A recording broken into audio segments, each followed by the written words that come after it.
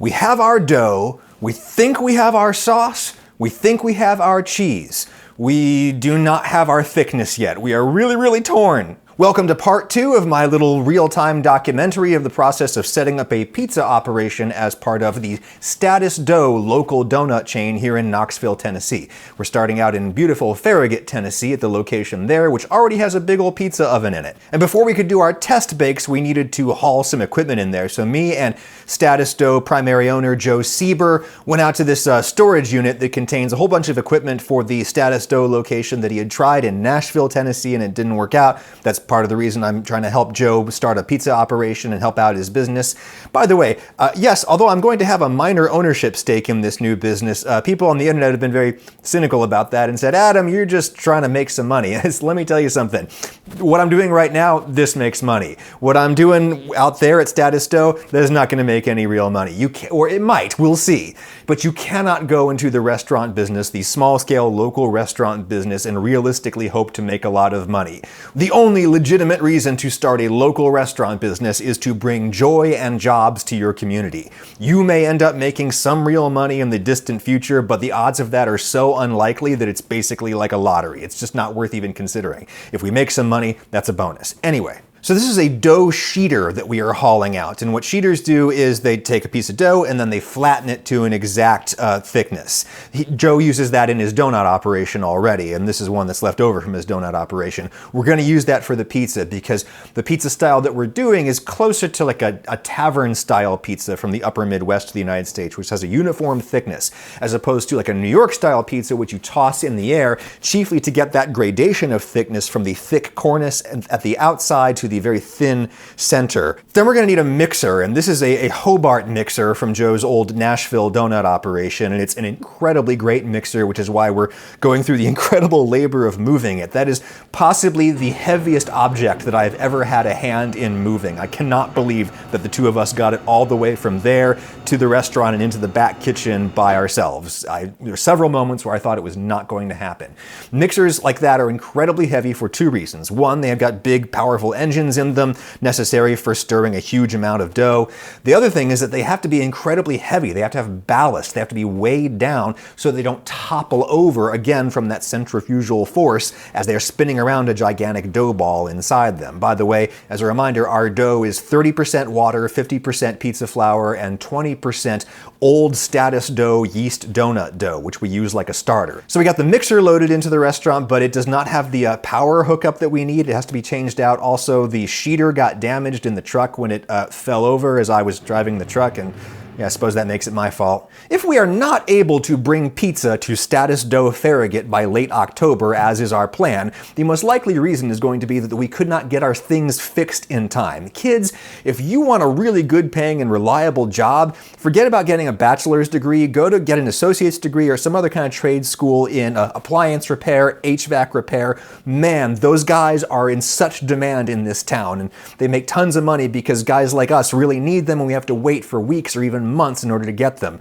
Get those skills, kids. Come on now. Anyway, we're making do with this old mixer that's left over from the pizza operation that used to be in this kitchen years ago. I don't know who Ken is or why he's not allowed to be there. So me and Joe are making dough every Wednesday, and then on Thursdays we're doing test bakes all day long, and his ingredient supplier was kind enough to meet us at the restaurant the other day and show us some options for tomato products and cheese. It's kind of awesome to get the like red carpet treatment from ingredient suppliers because they know that if they can get you hooked on a really expensive or nice product right now, then you're going to be buying it from them and paying for it years and years and years to come. And I am a sucker for expensive tomato products. Sauce is very, very important to me, and tomato quality is a gigantic determiner of sauce quality.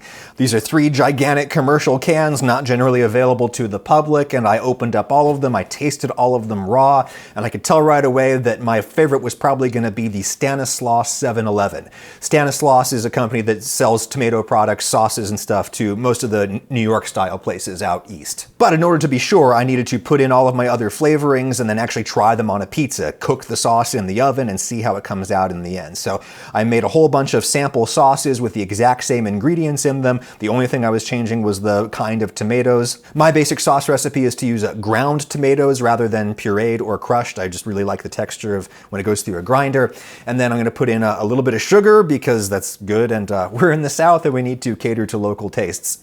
Vinegar, incredibly key. Nobody thinks they want vinegar in tomato sauce until they have tomato sauce without vinegar or some other acidifier in there, like Joe. Joe was like, vinegar? What? And then I made sauce for him without vinegar, and he was like, this has no punch. This is lacking something. It's vinegar. You need acid. It's one of the basic taste modalities. Then I've got some just Italian dried herb mixture in there, oregano, basil, that kind of normal stuff, a little bit of garlic powder, and some olive oil and tomato paste. One of the big questions that we're still dealing with is how much tomato paste to use. Tomato paste is essentially highly cooked, reduced tomato. Very, very intense, gives you that really powerful flavor, and it thickens the entire sauce a whole lot. If you don't use it, the sauce tends to be a little bit watery. Of course, you can cook your sauce in order to drive off some of that water to concentrate everything and get it thicker. Joe wanted me to try a cooked sauce, but normally I don't like to cook tomato sauce. You gotta remember that canned tomatoes have already been cooked. Any canned product has been cooked because heat is part of the canning process.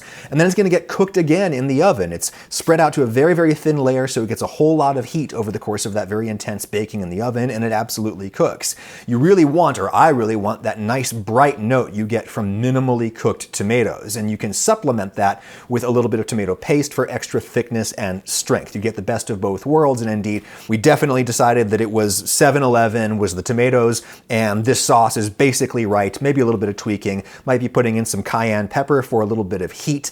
You want to put in so little that people don't notice. They're not like, oh, spicy tomato sauce. I find that a little bit of heat in a sauce like that does what, I don't know, reverb, echo does in music production. It just kind of like fills up the blank spaces in the mix.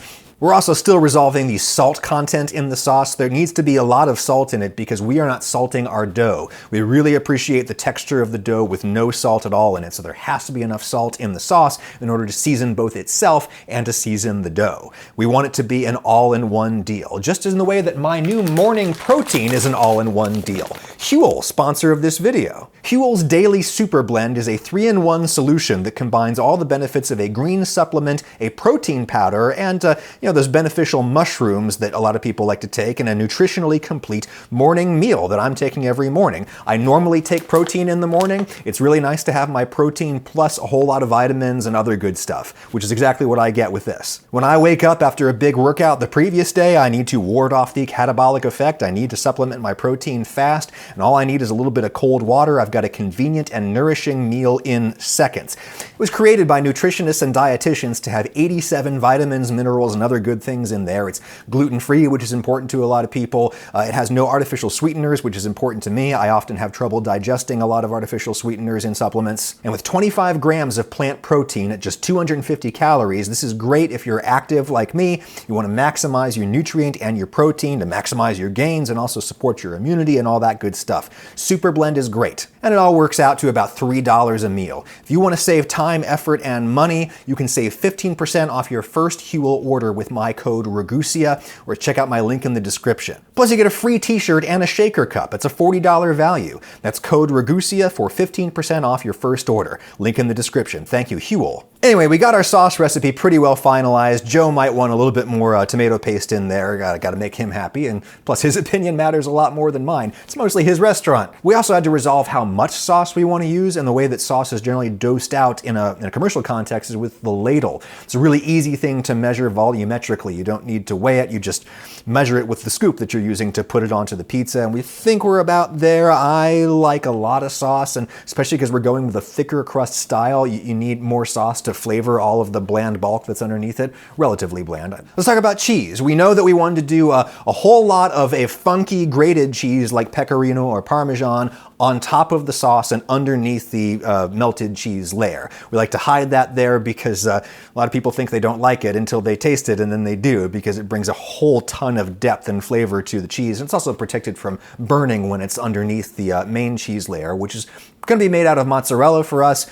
Joe and I really like whole milk, low moisture mozzarella. Whole milk because it gets you that rich buttery flavor that we're both after, and then low moisture because that means you can use a lot of cheese.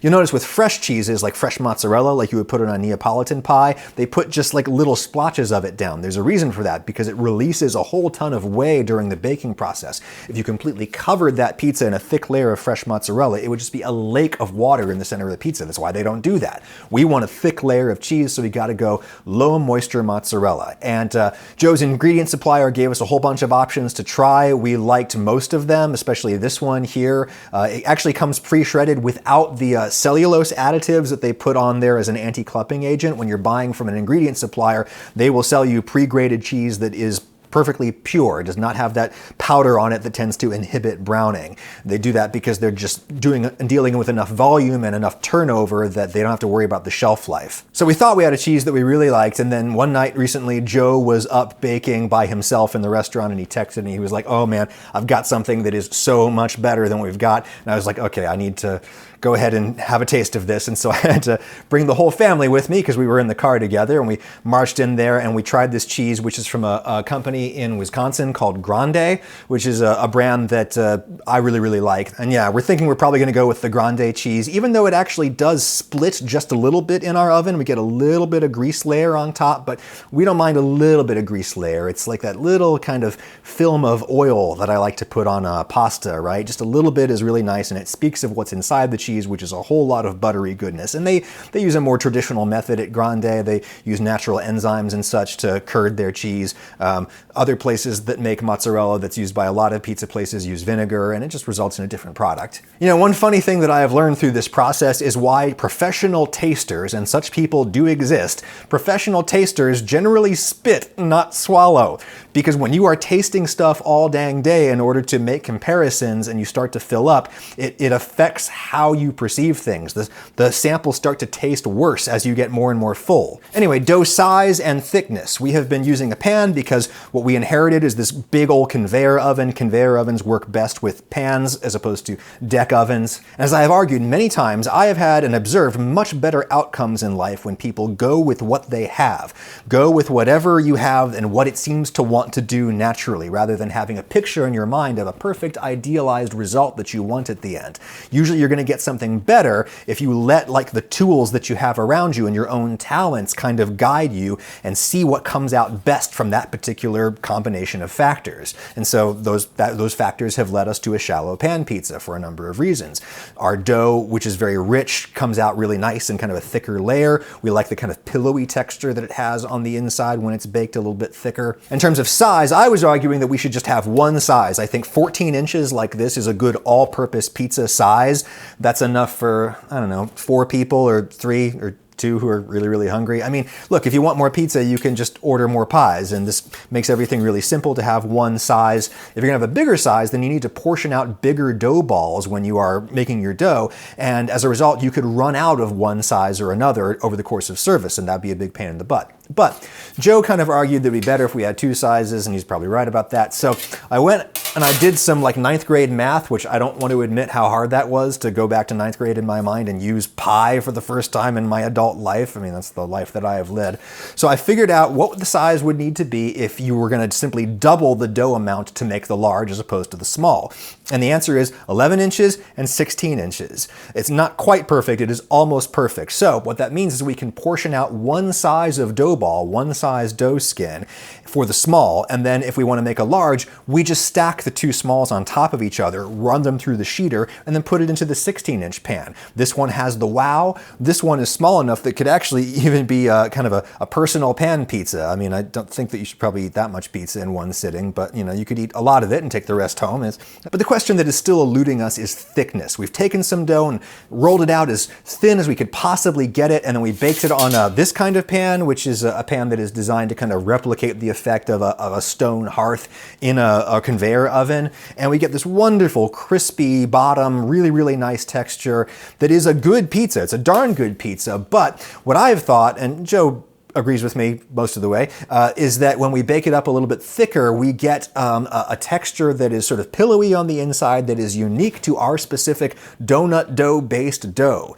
And again, I think it's best to kind of go with what your thing seems to want to be. There's nothing particularly special about our thin crust pizza, but when we bake it up thick, it tastes like something that you've never had before. This crispy exterior, but this like almost pillowy, pastry-like texture on the inside. It's really, really, really good. And that argues for pans so that you can get more thickness. And also, we want to go edge to edge on our toppings. We want to push all of the cheese to the very, very edge so that you get some cheese melting along the edge here and it crisps up a little bit on the crust. Really, really like that effect. Can't do that on a flat pan because the cheese will just kind of spill off and make your oven dirty. So now the big question is basically like medium thickness or thick thickness. I don't know, I don't know, I don't know. People might say offer both, but I don't know. I don't think there's a big enough difference between our medium thickness and our thick thickness to really make it worth offering both products. And once you're going to offer both products, you have to like portion out different sizes of dough and keep them at all times. And again, you might run out of one or run out of the other, and that's a big pain.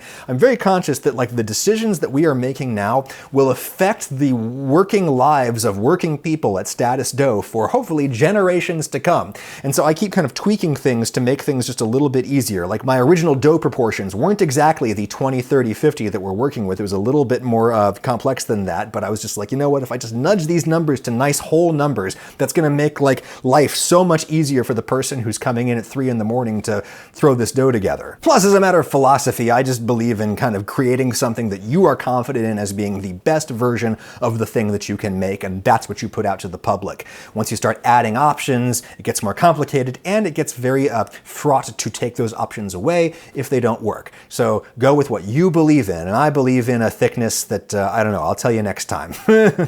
Next time we'll talk about toppings and we'll talk about getting the oven finely tuned in. Tune in for that. People don't tune into TV anymore.